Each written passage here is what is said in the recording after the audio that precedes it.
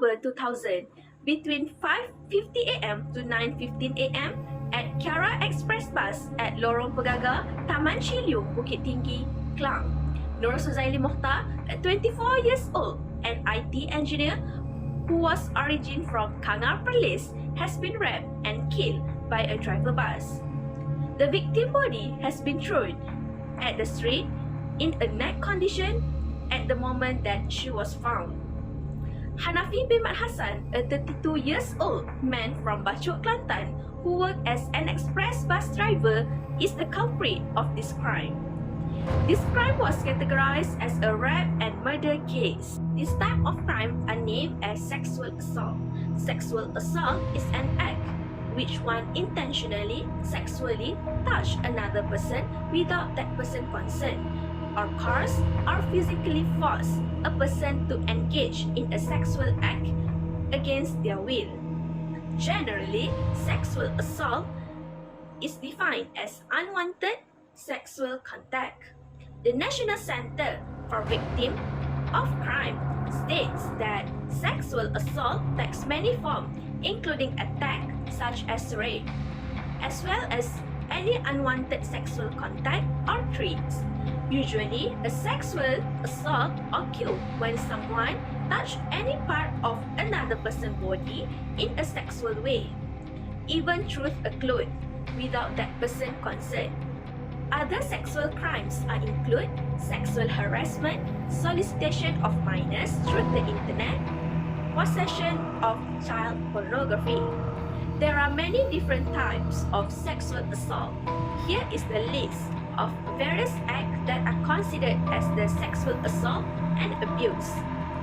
Sexual assault includes rape, forcible sodomy, forcible object penetration, marital rape, unwanted sexual touching, sexual contact with minors, or any unwanted or coerced sexual contact. So today I will continue the presentation by explaining the chronology of the crime and also the scientific evidence that were found in this case. So now I will explain for the chronology of the crime. So the crime did occur on 7 October 2000, which is around at 7:45 am.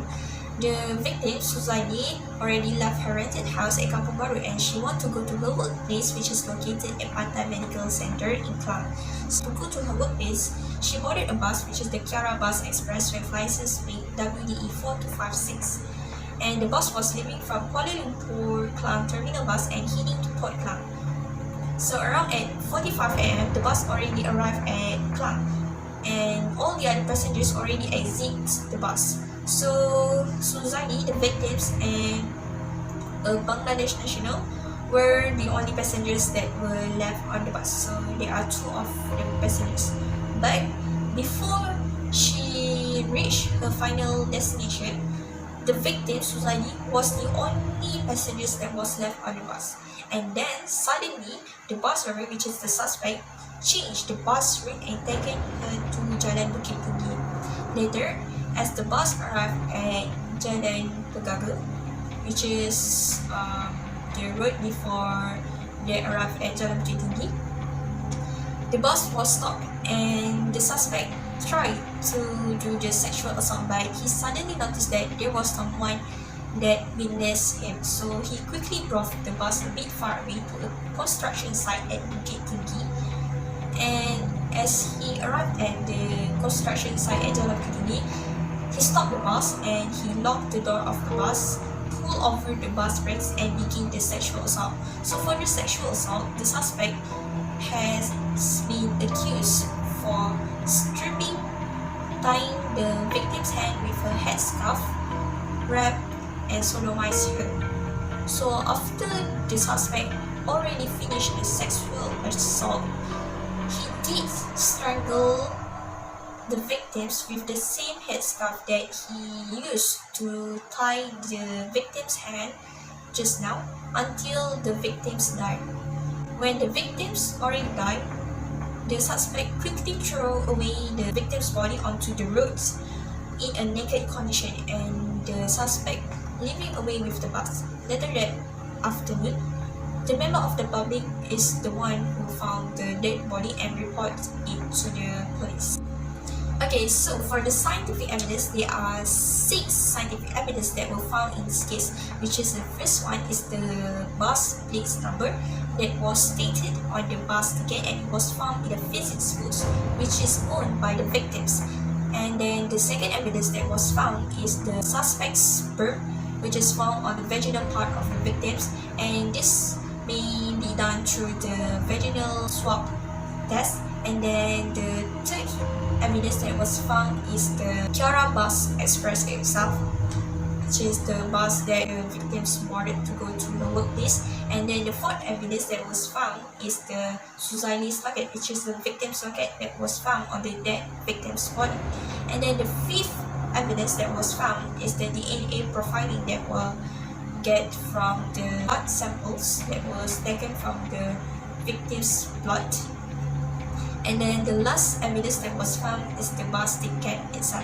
So from this bus ticket, you can know from where and where is the final destination that the victims is heading to.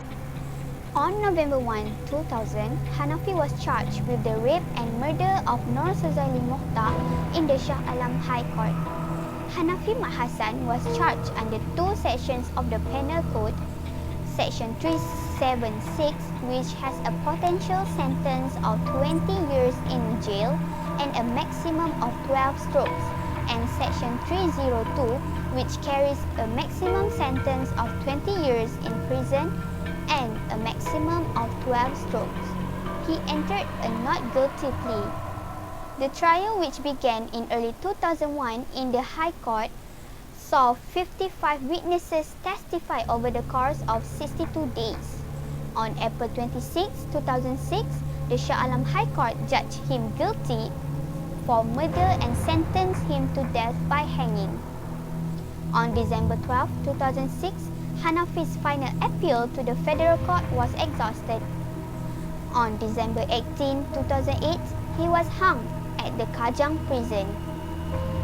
It took 8 years for Noor Suzaily Mukhtar family to find justice for her death because of an inhumanity person. Police investigators initiate an investigation to find evidence that show the cause of the incident took place, where investigators need to find the suspected suspect who raped and killed the victim. Investigators found one main witness, which is a young boy named Devon, an 18-year-old student who were there at the scene.